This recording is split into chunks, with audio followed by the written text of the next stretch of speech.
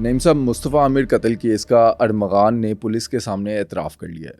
آپ کے سامنے انٹیروگیشن رپورٹ بھی آئی ہے، اس میں کیا کچھ لکھا ہوا ہے نیا؟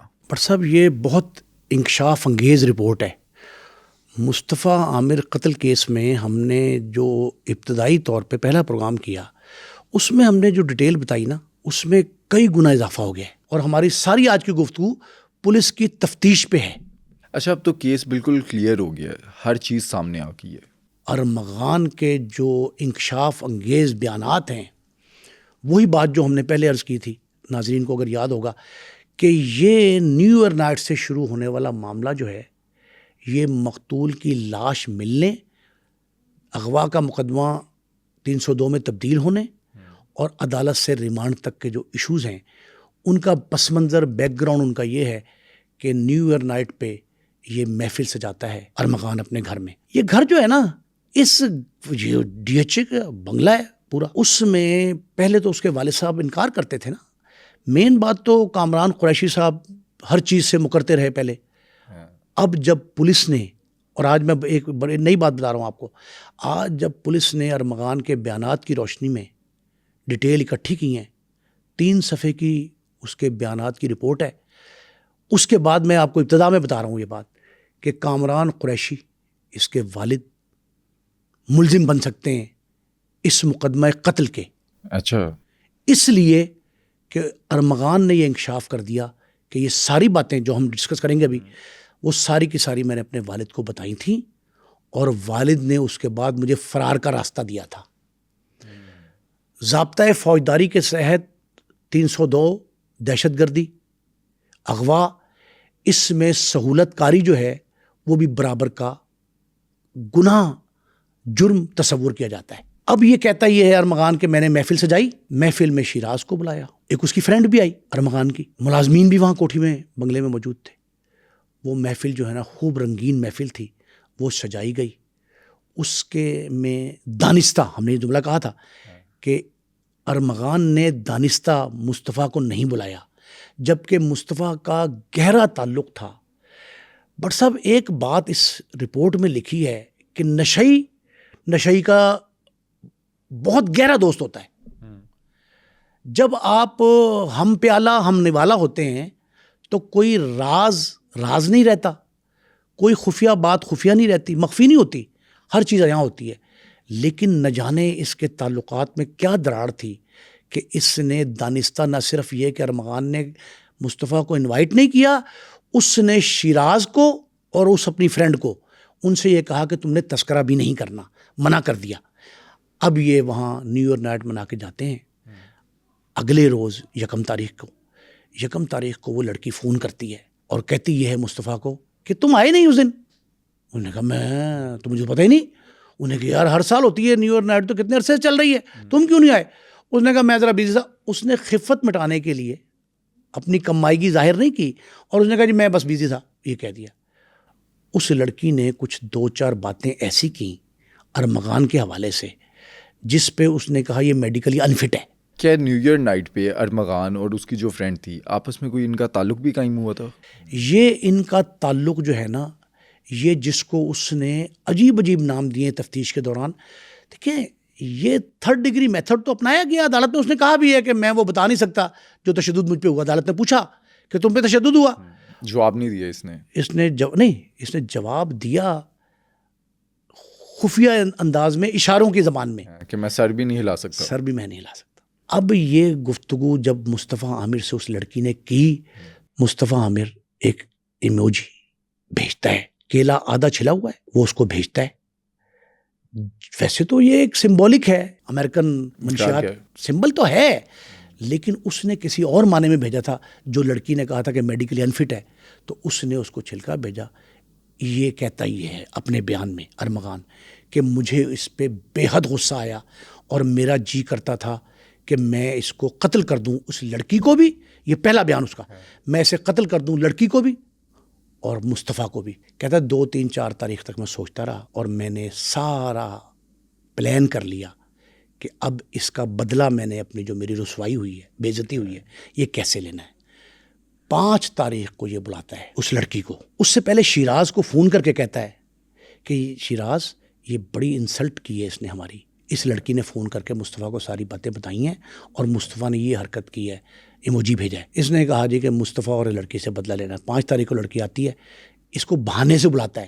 لڑکی چونکہ محتاط تھی, اسے یہ کہتا ہے کہ میں اپنا دفتر شفٹ کر رہا ہوں ایک نئے فلیٹ میں, فلاں جگہ پہ میں نے لے لیا ہے, تو تم آؤ. تو تم سے وہ بہانے سے اس کو بلا کے پھنسا لیتا ہے نا اپنی گفتگو میں.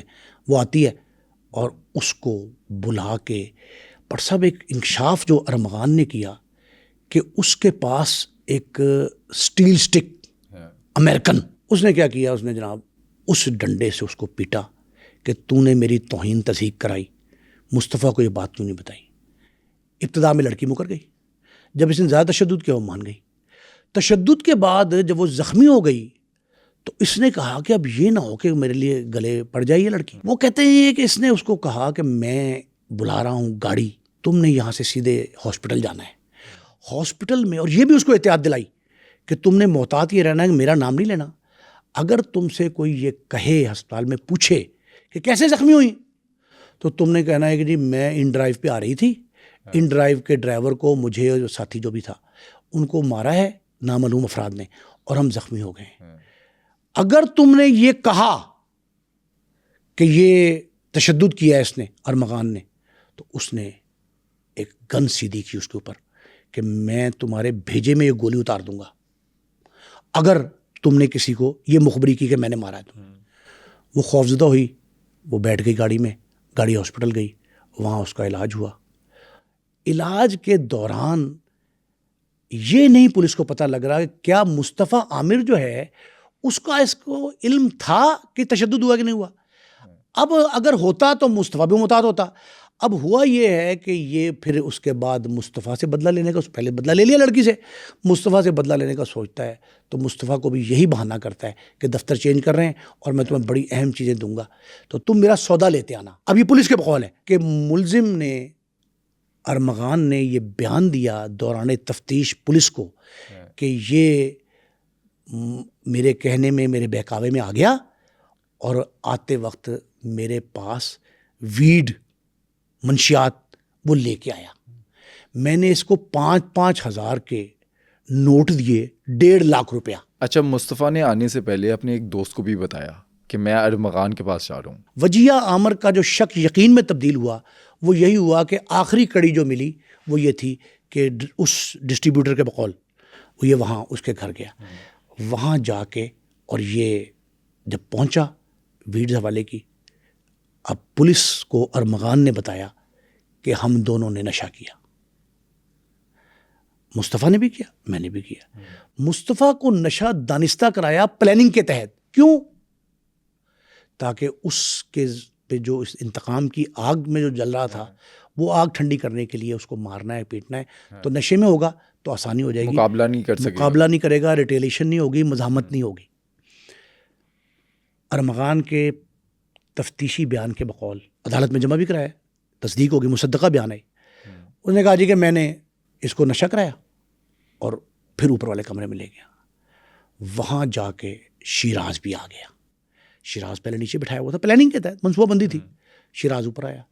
انہوں نے دونوں نے اسی وہ جو سٹک ہے راڈ, اس سے اس کو ایذا رسانی, تشدد کیسا, ان جگہوں پہ جسم کے ان اعضاء پہ, گھٹنوں پہ, کندھوں پہ, کونیوں میں, ٹخنوں پہ, جہاں کہیں بھی ہوتا تھا, یہ وہاں تشدد کرتے رہے. کیوں کرتے رہے؟ کہ اس کو معذور کر دو. اور یہ جملہ پولیس نے اس کے منہ سے نکلوایا ہے کہ میں اسے معذور بنا کے چھوڑنا چاہتا تھا. قتل کا بعد میں اقرار ہے, لیکن پہلے اقرار جرم تو کر لیا اس نے, سارا اقرار جرم ہے. لیکن پولیس نے جس طریقے سے ان سے اگلوایا ہے اس میں اس نے یہ کہا کہ میں اسے معذور کرنا چاہتا تھا. اس پہ تشدد کیا, تشدد کر کے اس کا ٹراؤزر اتارا. کیوں؟ وہ جو اس نے ایموجی بھیجا تھا نا, اور اس میں کہا تھا جی کہ یہ تو جو ہے نا میڈیکلی انفٹ ہے. تو اس نے کہا اب میں بتا رہا ہوں تجھے کہ کون انفٹ ہے. یہ سبق سکھانے کی خاطر اس نے اس کو برہنہ کر کے اس کا ٹراؤزر اتار کے اس پہ تشدد کرتے رہے, اور اس کو کمرے کے اندر 3-4 بار گھسیٹا, یہ اس کے بیان کے بقول. اور گھسیٹنے کے بعد جب وہ بالکل بے سدھ ہو گیا, چلنے پھرنے سے معذور ہو گیا, اس کو گھسیٹ کر نیچے لائے. گیرج میں گاڑی کھڑی تھی اس کی اپنی, مصطفیٰ کی بڑی گاڑی تھی, اس کو گاڑی کی ڈکی میں ڈال دیا, اسی کی گاڑی کی. پیچھے نمبر پلیٹ نہیں تھی, وہ پہلے اتار کے رکھی تھی. وہ میں نے کہا ملازموں کو جو پولیس نے شامل تفتیش کیا نا, شاید ملازموں کو اس نے یہ سمجھایا تھا کہ تم نے گاڑی کی پچھلی نمبر پلیٹ اتار دینی ہے, اگلی نمبر پلیٹ تبدیل کر دینی ہے. جعلی نمبر پلیٹ کے ذریعے اس گاڑی میں مصطفیٰ کی اس کو ڈالا, اور ڈال کے اس سے یہ کہا کہ یار پیٹرول چیک کرو. شیراز یہ کہتا ہے کہ میں نے پیٹرول چیک کیا تو کہا اس کو کہ ارمغان پیٹرول کم ہے. کہتا ہے جاؤ کوریڈور میں ایک گیلن پڑا ہے بڑا, وہ گیلن اٹھا کے لا. وہ گیلن لے آیا, گیلن لا کے آدھا ڈال لیا اور آدھا رکھ لیا. اب آدھا کیوں رکھا؟ بعد میں جلانا تھا. بس منصوبہ بندی یہیں سے ثابت ہو گئی کہ گاڑی کے جلانے کا مقصد بھی یہی تھا. اس نے یہ جگہ ٹریس کی تھی پہلی ابتدا میں جو بیان اس نے دیا, دریجی ہب کی ایک تحصیل ہے, وہاں کا تھانہ ہے, کہ وہاں جا کے ڈسپوزل آسان ہے. اس نے یہ کہا تھا, لیکن یہ بات جھوٹ نکلی ہے. یہ دریجی میں اس سے پہلے سیر کے لیے گئے تھے, یہ وہاں آسانی سے دریجی پہنچتے ہیں. اور ہم نے ہی صرف انکشاف کیا تھا, بعد میں یہ پولیس رپورٹ میں سامنے آ گیا. یہ گاڑی دریجی تھانے سے ساتھ ہی ندی کی طرف کچے راستے پہ لے جاتے ہیں. وہاں کھڑے کر کے ایک اور بات جھوٹ نکلی. ابتدا میں اس نے پولیس کو یہ کہا تھا کہ ہم نے ڈگی کھول کے اس کو کہا کہ بھاگ, لیکن گھٹنے, کندھے, ہاتھ, پاؤں سوجے ہوئے تھے, شکستہ تھے تشدد کی بنا پہ, تو وہ بھاگا نہیں. اب اس نے بیان بدلا ہے یا صحیح بیان دیا ہے کہ وہ بے سدھ تھا, نہ اس کی آنکھیں کھلی تھیں نہ اس کو ہوش تھا. ہم نے اچھا, اب ڈگی میں وہ لیٹا ہوا ہے, ظلم کی انتہا استفاقی ہے, اور پیٹرول کا جو گیلن ہے وہ کہاں پڑا ہوا ہے؟ سیٹ پہ, پچھلی سیٹ پہ, مصطفیٰ کی گاڑی کی پچھلی سیٹ پہ. وہاں سے وہ نکالا. شیراز نے پیٹرول چھڑکا گاڑی پہ, ڈگی پہ, اور پیٹرول چھڑک کے لائٹر سے آگ لگا دی. اچھا, کچھ ویڈیوز میں نے دیکھی, اس کے اندر کہا گیا کہ اس نے 5 روپے کے سکے سے ٹاس بھی کیا کہ اگر ہیڈ آیا تو میں آگ لگا دوں گا, اگر ٹیل آیا تو میں چھوڑ دوں گا. اس پر ٹیل آ گیا, اس کے باوجود اس نے گاڑی کو آگ لگا دی. پولیس نے توثیق نہیں کی اس کی. شیراز سے وہ کوائن سے کہا تو جو کہا تھا وہی آیا, تو اس نے چھوڑنا چاہیے تھا. اس نے شیراز سے کہا نہیں یار یہ میں نہیں مانتا, دوبارہ ٹاس کرو, ٹاس ہوگا. اس نے دوبارہ ٹاس کرایا, دوبارہ ٹاس میں آ گیا. اس نے فوری طور پہ, اب یہ پولیس تصدیق نہیں کر رہی, اس نے کہا کہ یہ ایک ویلاگر نے یہ بیان دیا. اب یہ اس سے کہاں تک پہنچا؟ پولیس کہتی ہے ہمیں نہیں پتا اس بات کا. میں نے پوچھا ڈی ایس پی سے, وہ کہتا مجھے نہیں پتا, لیکن یہ بات ہوئی ہے, ایک ویلاگر نے کی. اور ٹاس کے بعد اس نے آگ لگائی, اور آگ لگا کے کہتے جیسے دیکھے شعلے بھڑکنے شروع ہو گئے, پوری گاڑی آگ میں شعلہ بن گئی. وہ بھاگے اور اوپر آ گئے. وہ کہتے ہیں ہم بھاگتے رہے, اور بھاگتے بھاگتے, اندھیرا تھا صبح, ارلی مارننگ, فجر سے پہلے. کہتے بھاگتے بھاگتے ہم ایک ایسی جگہ پہ آئے جہاں ایک ڈھابا تھا چائے کا. وہ کہتا ہے کہ ہم وہاں بیٹھ کے چلو ناشتہ کریں. ہم نے ناشتے کا آرڈر کیا. اب آپ دیکھیں کہ پلاننگ میں یہ اپنے ساتھ 2 سے 2.5 لاکھ روپے نقد بھی لے گئے تھے, اور گن بھی تھی. یہ کہتے یہ ہیں کہ ہم ڈھابے پہ چائے پی رہے تھے, پسٹل لگا ہوا تھا اس کے پاس. تو وہ چائے پیتے پیتے اس نے دیکھ لیا, ویٹر نے چائے پی لی, انہوں نے کہا 2 پراٹھے کھائے. ہم نے پراٹھے کھا لیے, ناشتہ کر لیا. تو یہ اٹھ کے واش روم جاتا ہے شیراز. تو راستے میں ویٹر نے اسے کہا کہ بھائی صاحب خیریت ہے, کوئی مسئلہ ہے؟ کیوں؟ اس نے کہا صاحب کہا اس کو کہ صاحب جو ہے وہ گھبرایا بھی ہوا ہے اور پسٹل لگایا ہوا ہے. اس نے کہا یار ہم ایسے ہی ہیں, فلاں نہیں. وہ واش روم سے واپس آیا. اس نے کہا یار شک پڑ گیا ان کو, ویٹر کو, تو یہاں سے نکلنا چاہیے. وہ کہتا ہے کہ ہم نے کہا کہاں نکلیں؟ اس نے کہا کسی سائڈ پہ نکلتے. سائڈ پہ جاتے ہیں, ایک اور شاپ کھلی دکھائی دیتی ہے, پنکچر والی. وہ پنکچر شاپ پہ جاتے ہیں. وہاں 2 لوگ تھے.